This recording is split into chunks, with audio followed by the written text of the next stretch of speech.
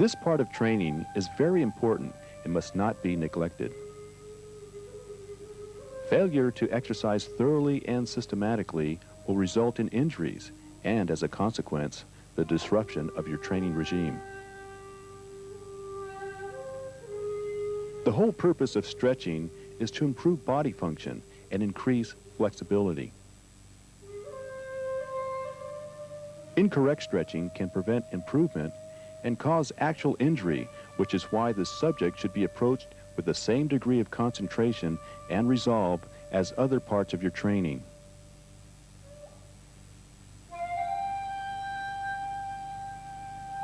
The importance of warming up and stretching the body cannot be overemphasized.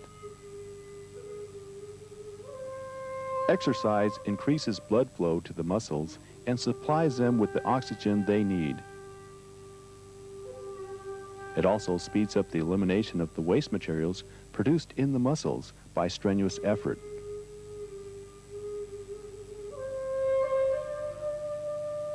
Assist your partner by pushing him gently but firmly in the small of his back. Do not push his shoulders, as this could injure him. The general rule with stretching exercises is that they must be performed slowly and with control. This is especially important with this exercise.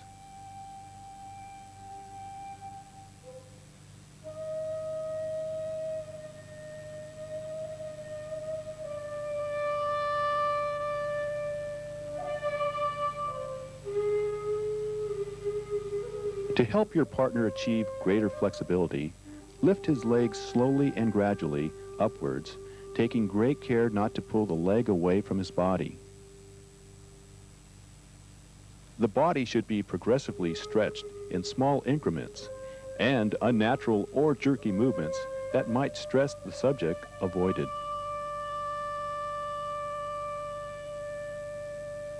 Gradual and progressive stretching is the way to achieve the best results in the quickest possible time and with the smallest possibility of injury.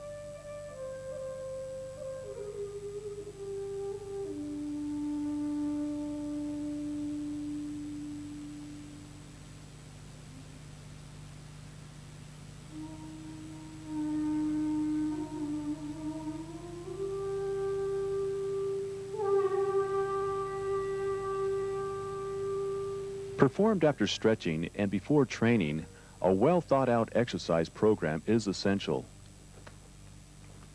It will help to develop endurance, explosive power, and balance that are so necessary for competition karate. The exercises that follow are fundamental and therefore very important. They deserve your close attention and should be practiced regularly. The legendary power of karate is the result of long-term serious training, coupled with an understanding of the underlying principles of karate movement. The speed and energy demonstrated so effortlessly by advanced karate exponents is the expression of that power through a healthy, flexible body, a body that must be strong and well-conditioned enough to withstand the rigors of training without sustaining injury. In these exercises, the whole body is lifted off the floor and supported on the extremities briefly, then lowered. These are difficult movements to acquire, physically taxing, and very beneficial. Each part of the body is systematically conditioned for the workout that follows, and at the same time toughened and made stronger. As the training continues, the body is taken from a state of rest to a point where it is completely warmed up and ready for training. Exercise must be thorough and balanced. No one part of the body should be favored over the other. Needless to say, professional medical advice should be sought before undertaking any program of physically demanding exercise. In the case of karate, it is also vitally important to make sure that the instructor you choose is both qualified and experienced. Kicks are among the most powerful of karate techniques, and exercises that develop the strength and flexibility of the hips and legs are very important. As with all exercises, They should be performed slowly and carefully at first, and the number of repetitions and the power exerted gradually increased over time. This exercise, more often seen in a judo or kendo dojo, is useful as it increases the strength of the forearms and the grip.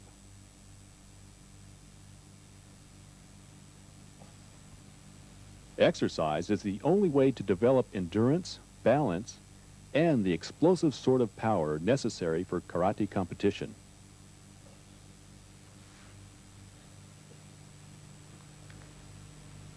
The importance of a correct stance is often misunderstood or not understood at all. It is fundamental to successful sparring because it is the platform from which both attacks and defenses are made and must therefore be strong and flexible.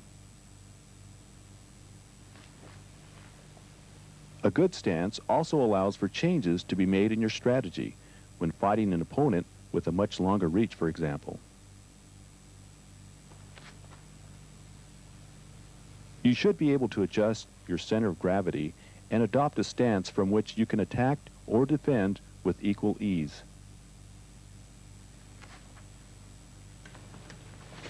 When you face your opponent, keep your back straight and your abdomen tense. If you are strong and focused, your opponent will sense your power and it will make him wary, or even if you are much stronger than he, demoralize him. Tense your abdomen, relax the rest of your body, and you'll be able to move rapidly and smoothly. If you are tense all over, your movements will be jerky and predictable, and you will find yourself at a disadvantage. When fighting a taller opponent, take care to avoid the tendency to lean backwards. Keep your spine straight, your abdomen tense, and looking him in the eyes, use your front hand to exert pressure.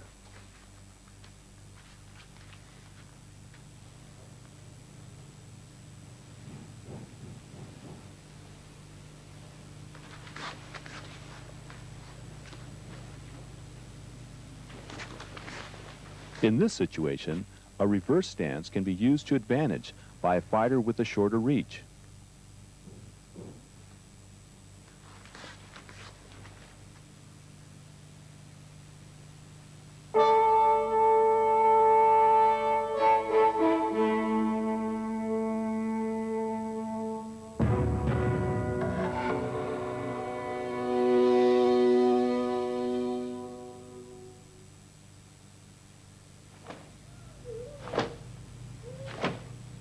This is a true punch delivered with full power, and not simply a jab designed to unsettle an opponent. As you punch, relax your joints. Keep your elbows in close to the body, and pull them back fast after you make contact. Use a strong hip-twisting motion to develop power.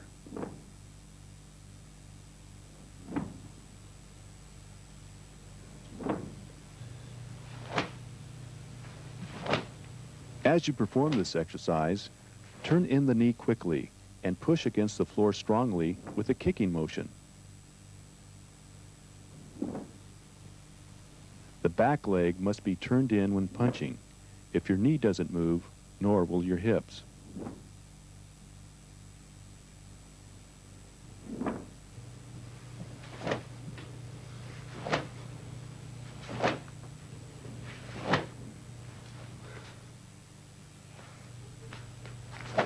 When performing this technique, the body should move before the hand so as to create a platform from which the punch can be launched. Push your body forward first, then move the front leg.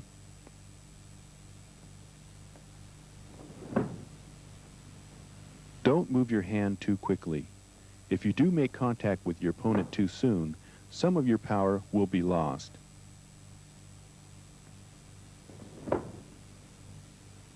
The reverse punch is a powerful technique that involves the whole of the body in its delivery, and during which the punching arm travels a relatively long distance to the target. The rear knee, legs, hips, and shoulders all turn together. Then recoil rapidly back in a natural reaction that prepares you for the next move. The twisting movement of the hips and the torso is closely synchronized and adds greatly to the speed with which the technique is delivered.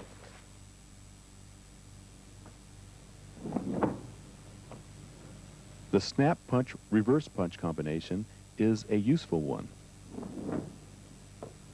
Take care not to pull the first punch back too soon, but leave the arm in front of your body for protection.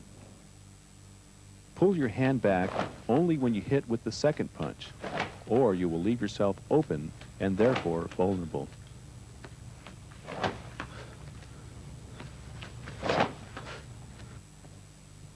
Multiple punch combinations require discipline that can only come from constant repetitive practice.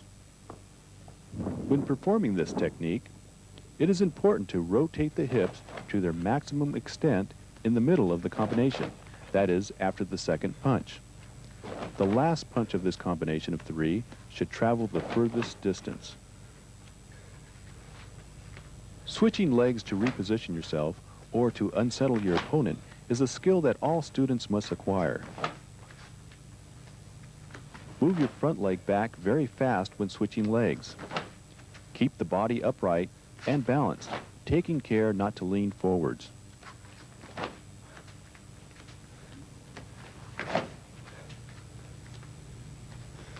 In this exercise, hip movement is very important. Turn the body by using the front leg, ankle, knee, and hips. Not only do the hips develop hitting power in this case, but they can be used to avoid an attack by dynamically repositioning the body.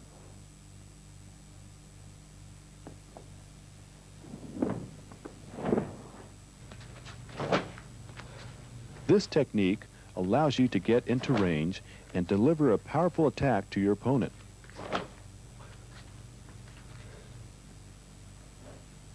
Move the front leg straight in and change the angle of attack with the back leg.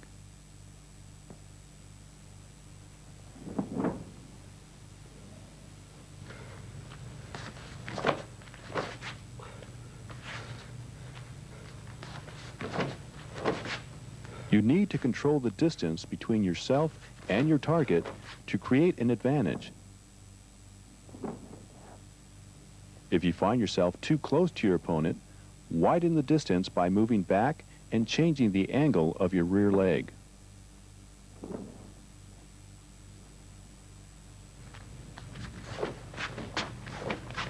Being able to hit strongly from a static position is clearly not enough to win competitions or defend yourself for that matter.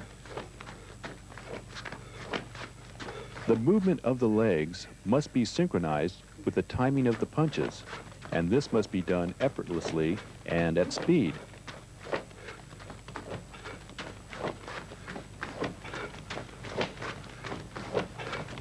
These exercises, if practiced regularly, will develop speed and good balance, as well as the natural ability to move smoothly. They will also improve the relative timing of your body, legs, and hands.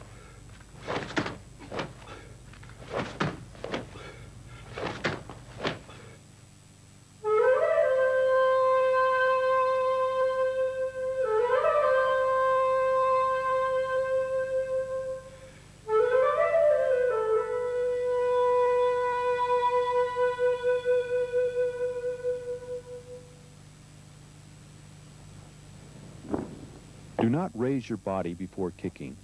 Lift your knee high to protect your mid-level, and keep your body upright to focus energy forward and into the kick.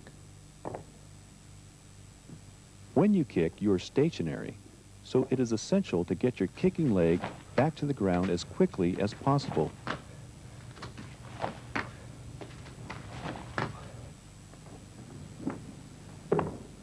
Keep pushing your body forward while you kick, turning the back leg fast to rotate the hips.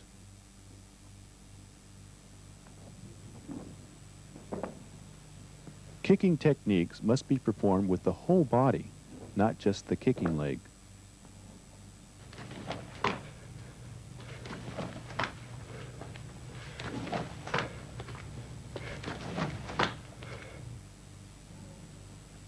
Don't lean back when you kick.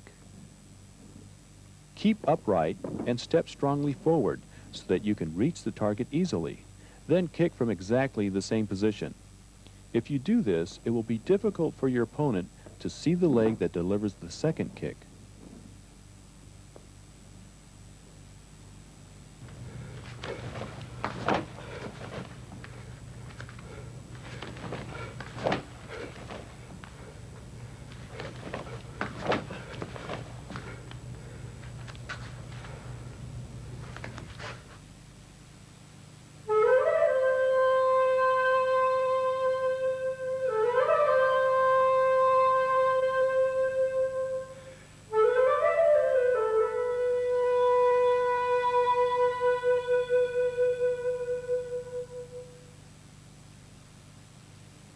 Training with equipment, whether kicking pads such as these or the heavy bag, should be practiced by all students. It is essential to practice making contact in order to develop explosive power and the ability to make fast and safe recoveries. Without this sort of power, it is difficult to score a full point or a conclusive victory. When training, it is important to visualize an opponent rather than just kicking a bag. And you should visualize an opponent that can fight back. Kicking a target, while it may help your physical development, will do nothing for your timing, distance appreciation, or movement.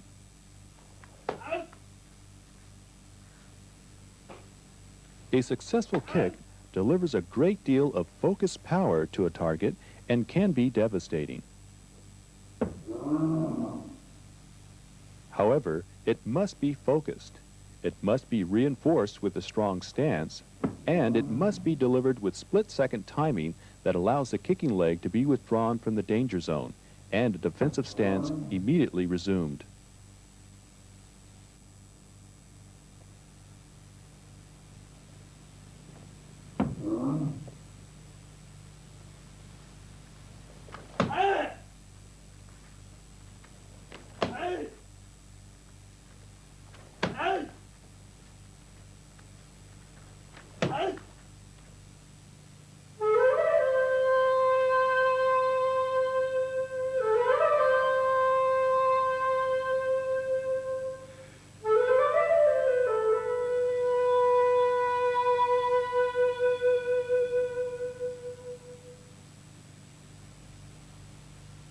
Footwork plays an important part of competition strategy and is frequently a decisive factor.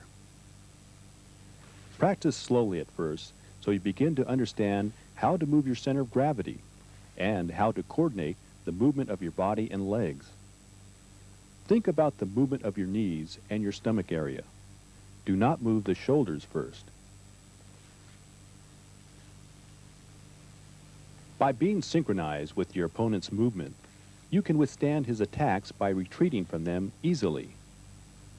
When movement can be performed in a relaxed and natural way, more experienced fighters will learn to launch counterattacks at the exact moment the opponent is most vulnerable, at the instant he starts his attack. The very experienced fighter will be able to predict his opponent's move and attack him as he thinks of attacking. This is called in Japanese swordsmanship ken-no-sen, to forestall an opponent by attacking him.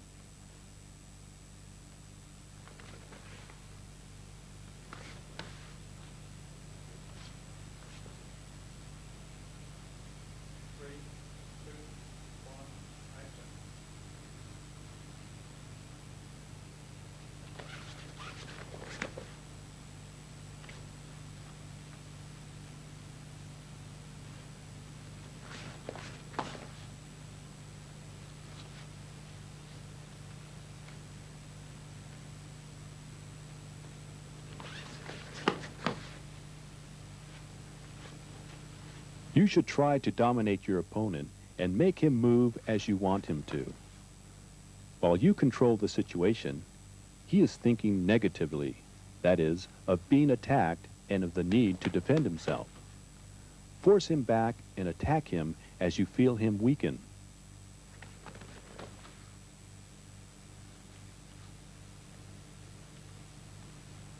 Step smoothly, keeping your hips on the same level and without dragging your feet. Do not bend your back leg excessively or raise the heel of the rear leg too much. Avoid at all costs spreading the legs and exposing your groin.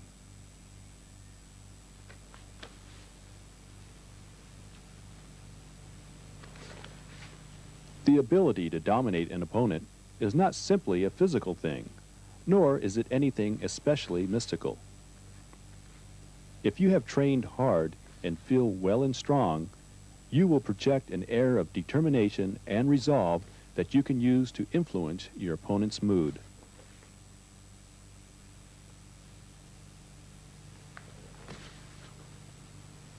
Look at him directly and strongly. Tense your abdomen and make up your mind to win.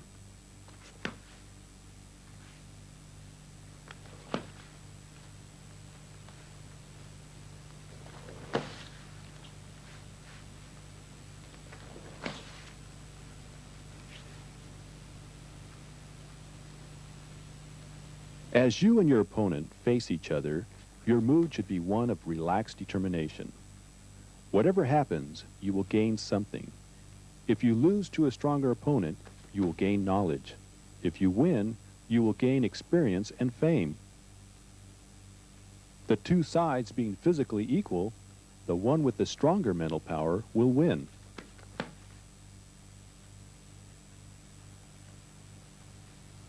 The experienced, intelligent fighter, knowing this, is always a good loser. What he takes away from any fight is of value to him. He wins despite the outcome.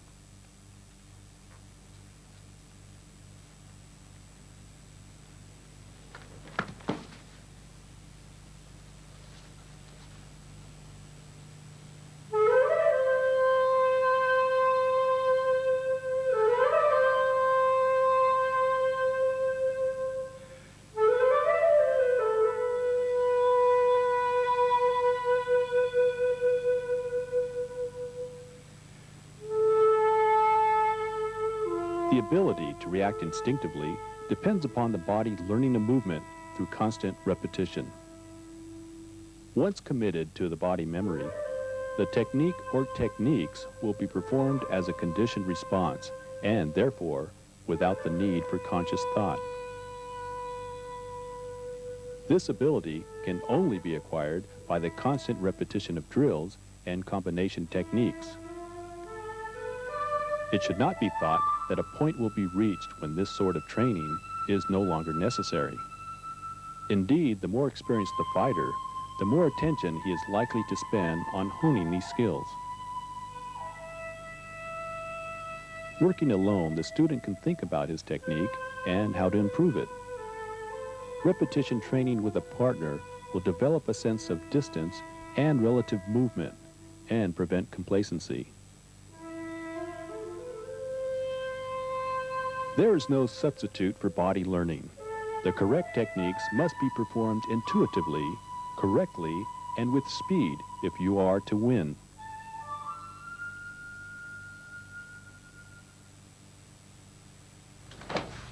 The key to performing this technique correctly, and therefore effectively, is to push the knee of the front leg and the stomach forward fast as you take a big step.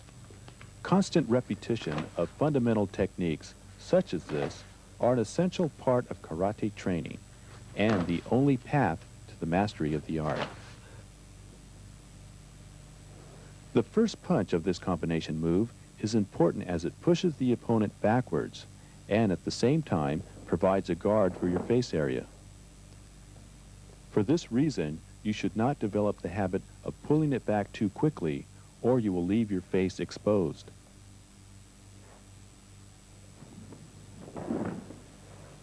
The forward movement should be big and bold, otherwise you will not be able to comfortably continue the combination by performing the lunge punch.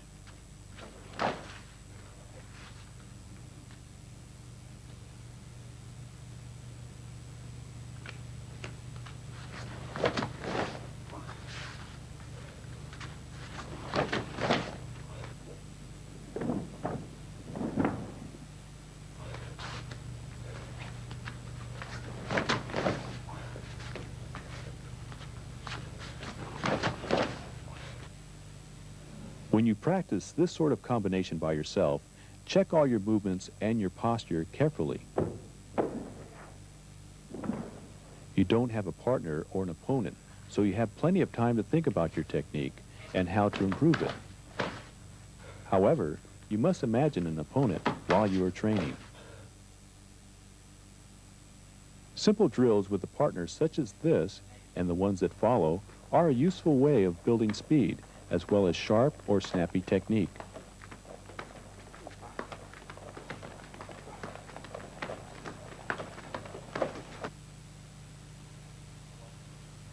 Stay low as you move your body back and forth. The moment your body comes to rest at the completion of a technique, you must be prepared to move again immediately. This drill will develop an appreciation of distance and movement as well as timing.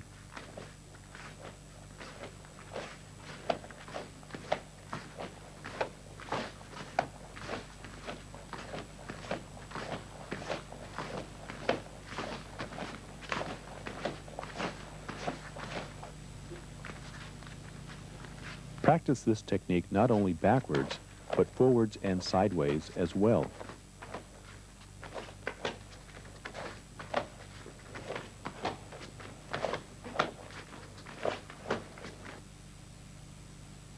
Wait to kick for as long as you can, then pull the hip back fast so that your leg moves back quickly, taking your body from the target zone. Don't move your leg first, or your body will stay in the same place and you'll be kicked. Don't move your shoulders first, or your leg and midsection will stay in the same place.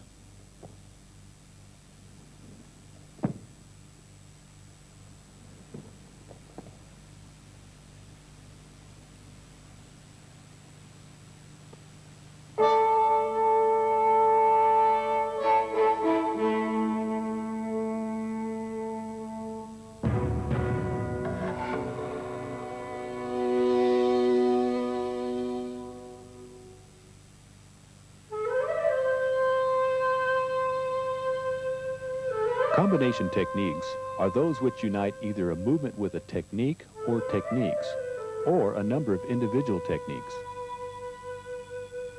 They are a very important part of high-level competition training and should receive your serious attention. These techniques combine the elements of timing, rapid movement, and accurate delivery, and need time and effort to master.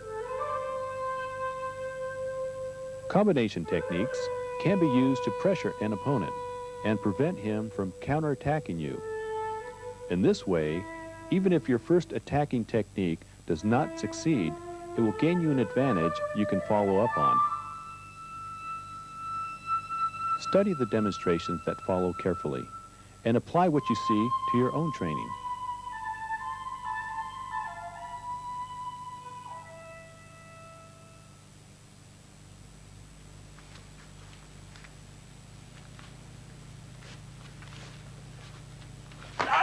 Carefully adjust your distance, and as soon as you feel it is correct, attack. Bear in mind that the correct distance will put you in range of your opponent, so do not stay in the danger zone any longer than necessary.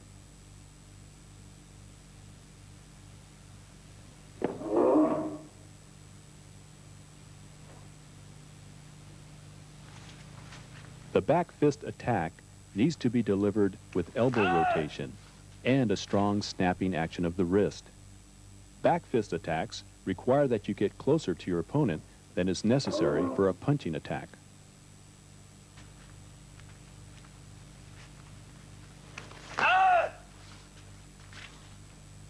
Feint with your leading hand in order to judge your opponent's timing. To perform this technique successfully, your timing must be good because you need to move quite a distance and you are therefore vulnerable.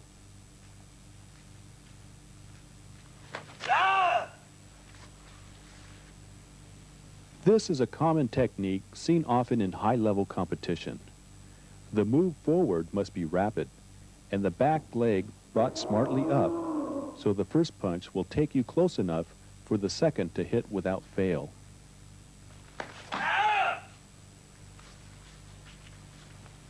In this combination, the second punch must be delivered with maximum power and focus in order to score a point.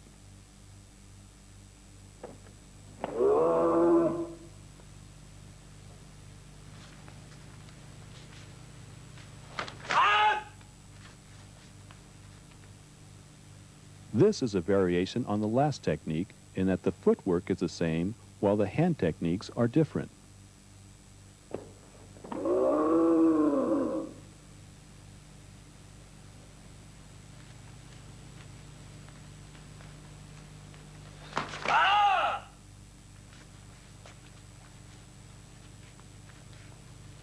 You must enter your opponent's neutral zone, the area close to his body, but not too close, where you can hit him, but he cannot easily hit you.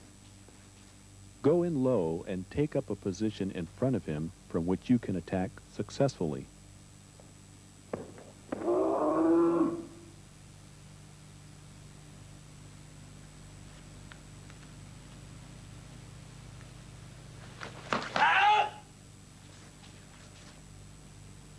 Clearly, you need to get close to attack successfully, but if you find you're too close to punch, you can recover by attacking with a back fist strike.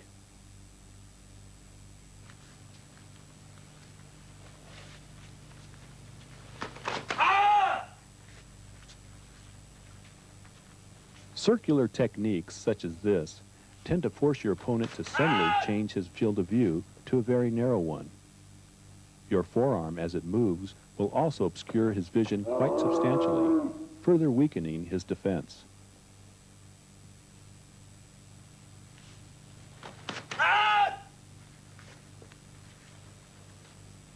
The movement begins by the knees being bent, taking the body forward and closing the distance.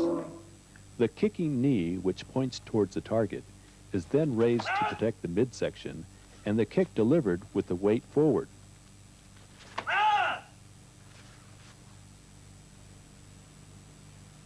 Push the body forward when you hit with the first punch. Don't leave any weight on the back leg, and don't lean forward, or you may be counterattacked to the face.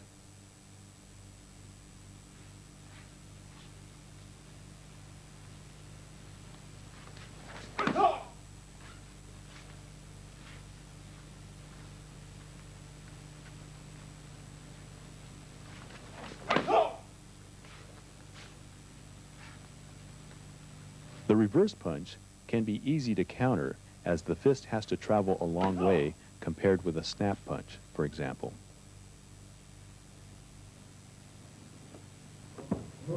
So to minimize the risk of a counter punch, attack with a snap punch, then follow with a reverse punch. This is actually two separate techniques rather than a combination in the true sense, with a pause between them to disrupt your rhythm and confuse your opponent.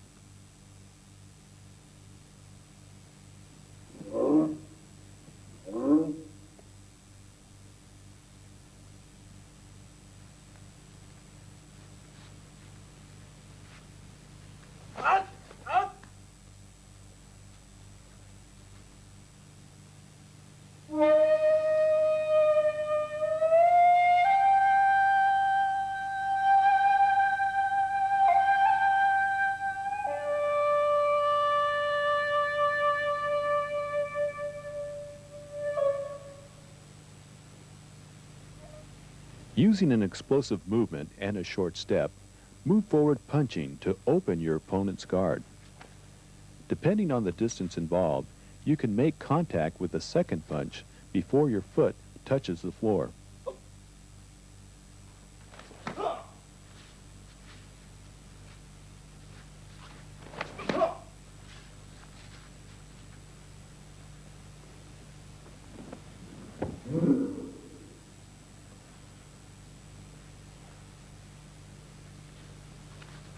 Keep moving your body forward as you attack. Lower yourself a little when you make contact with the last punch so as to hit as strongly as possible. Stay balanced and in control.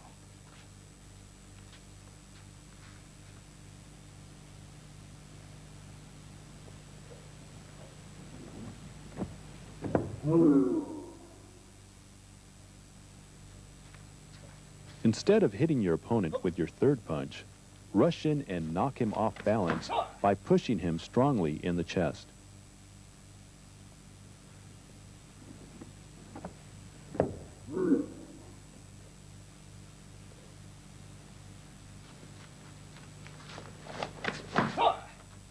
After the second punch, maintain your body at the low level and pause to break the rhythm of your attack. Then step in again with a reverse punch.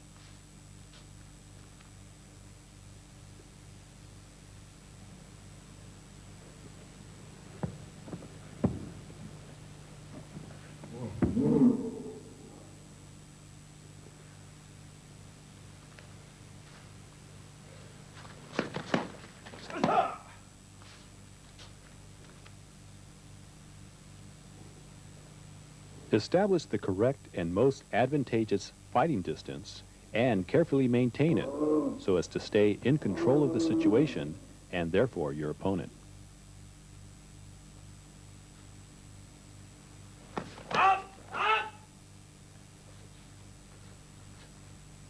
Pause briefly between the punch and the kick to unsettle your opponent and prevent him from anticipating your timing and blocking your attack.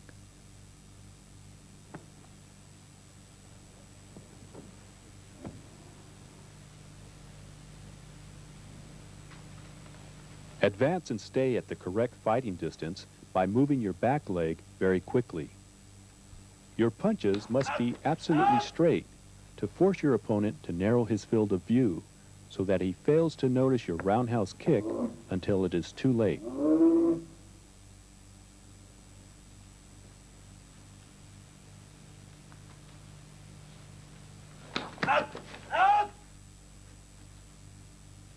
Using a feint, unbalance your opponent and force him to change his field of view. Then move in and attack.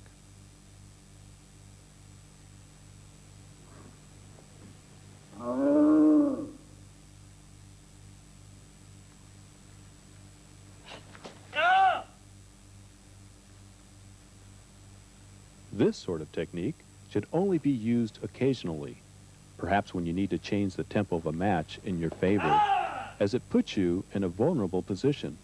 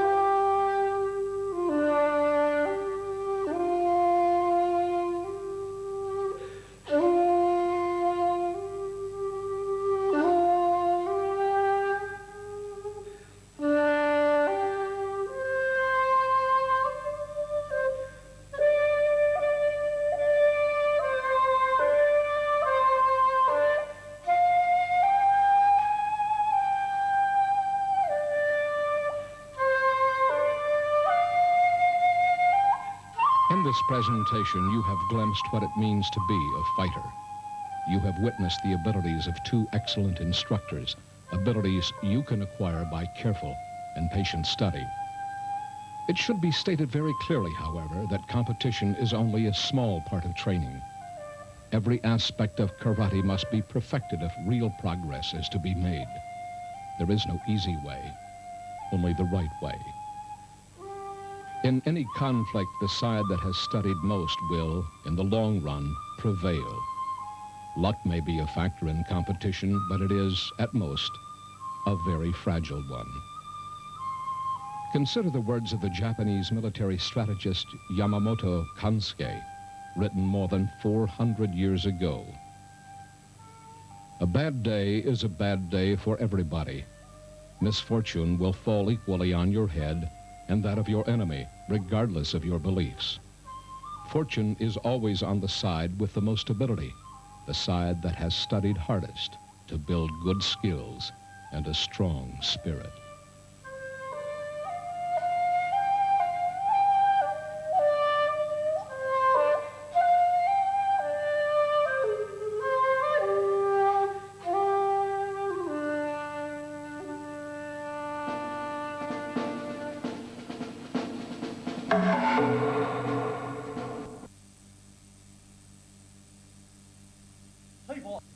Ils doivent être exécutés avec force et le pratiquant doit s'imaginer en situation de combat réel.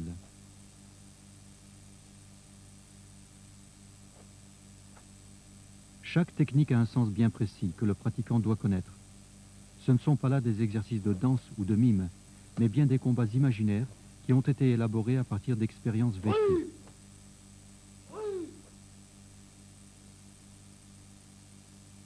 Chaque kata est unique.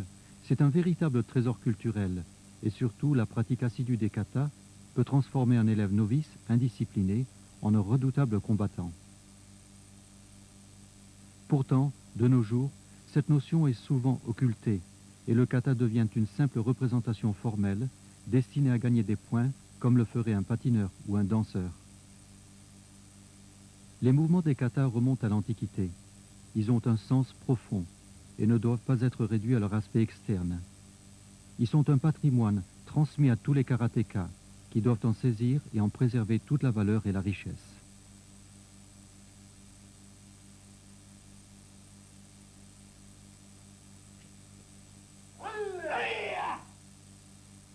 Les katas étaient une préparation au combat, mais le karaté moderne a tendance à ne privilégier que l'aspect extérieur et, de ce fait, la signification, soit évidente, soit cachée des mouvements, demeure très superficielle. Ces applications pratiques ou bunkai sont fondamentales et ne subsistent vraiment que dans les styles de karaté les plus traditionnels.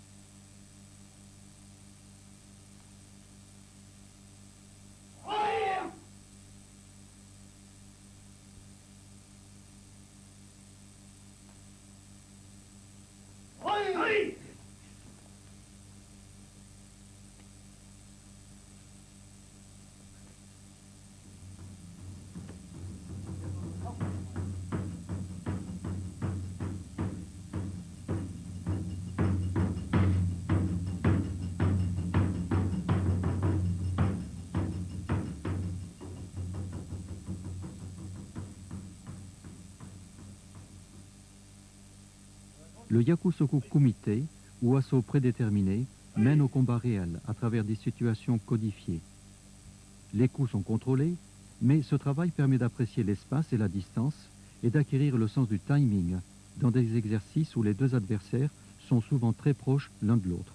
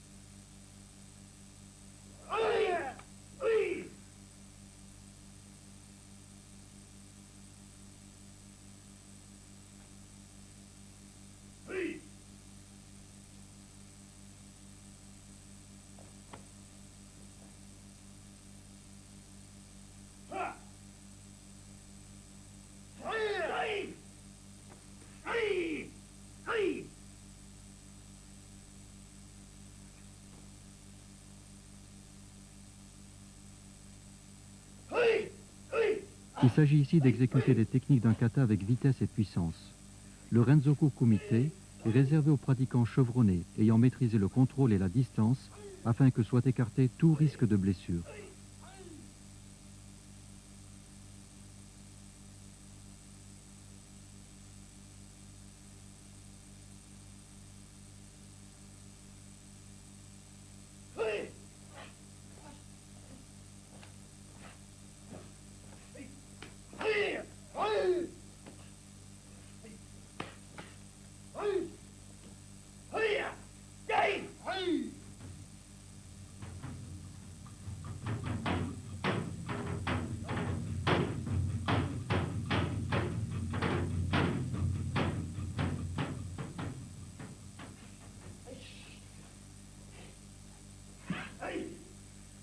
Le karaté Goju-Ryu ne comporte pas uniquement des techniques de poing et de pied, mais aussi des projections efficaces, ce qui permet aux pratiquants de travailler également de près. Ainsi, on peut saisir l'adversaire, l'immobiliser ou le projeter et enchaîner avec une série de coups puissants ou toute autre attaque clôturant l'action.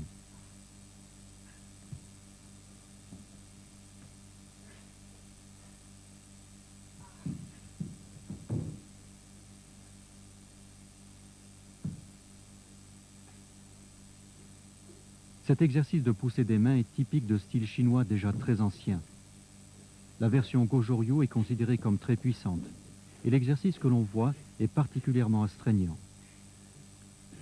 Dès que l'on détecte une faiblesse chez l'adversaire, on saisit l'occasion pour appliquer telle ou telle technique. Les instructeurs chevronnés arrivent même à percevoir l'intention de leur partenaire par ce contact direct. Il est évident qu'une telle aptitude peut jouer un rôle décisif en cas d'agression réelle dans un espace sombre et réduit.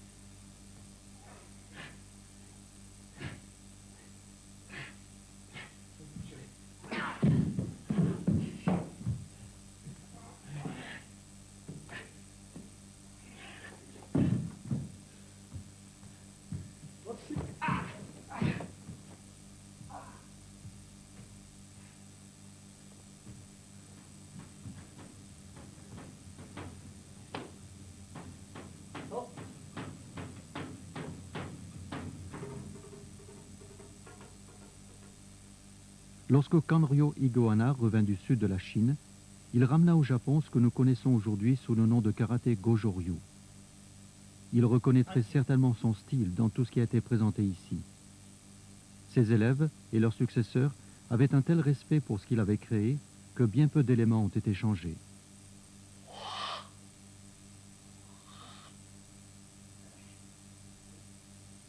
Cependant, bien que le kata sanchin soit toujours pratiqué pour développer la puissance et fortifier le corps, il diffère légèrement de la version d'origine, qui se pratiquait en fait main ouverte comme en Chine, alors que de nos jours, on l'exécute poing fermé.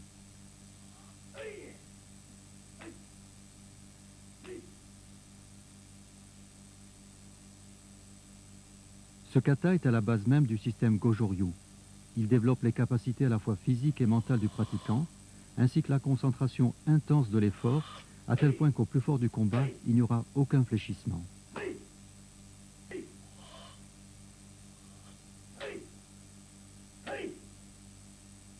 Le corps est maintenu en contraction permanente et la respiration doit être bien réglée, afin d'empêcher un adversaire de percevoir le moment exact de l'expiration et les temps de faiblesse.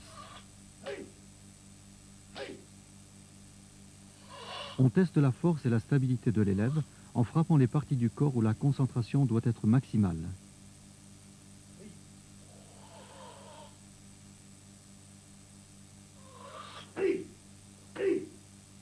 Un pratiquant de Gojo-ryu dégage une impression de puissance et de détermination.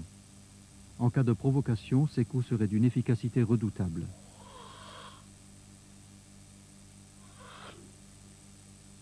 Comme le disait Shojun Miyagi, le corps est pareil à un ballon correctement gonflé, ni trop dur, ni trop mou, mais capable de repousser les coups les plus violents sans la moindre blessure. Il est évident que le pratiquant capable d'encaisser de tels coups n'aura plus d'appréhension en combat réel.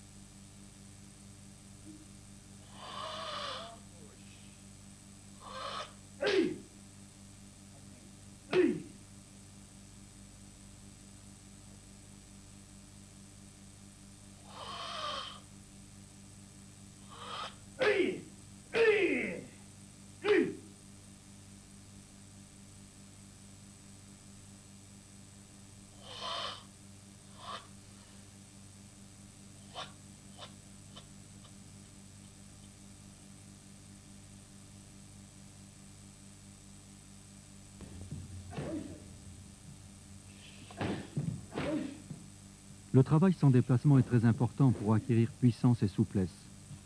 Cependant, à partir d'un certain niveau, il devient essentiel de développer la vitesse, la précision, l'endurance et d'enchaîner les techniques avec fluidité et efficacité. Pour y parvenir, on utilise les boucliers qui aident l'élève à frapper efficacement, tout en travaillant la respiration, la coordination des mouvements et la rotation des hanches dans les techniques de jambes.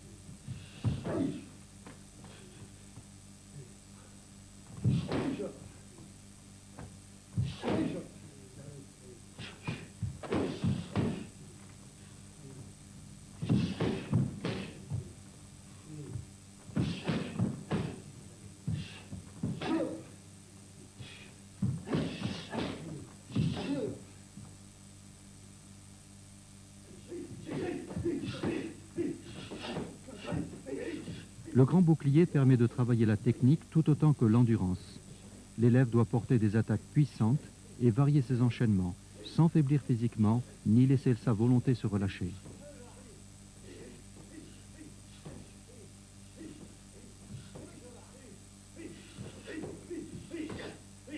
En Orient, on a coutume de penser que, tout comme le fer se transforme en acier sous l'effet d'une chaleur intense et de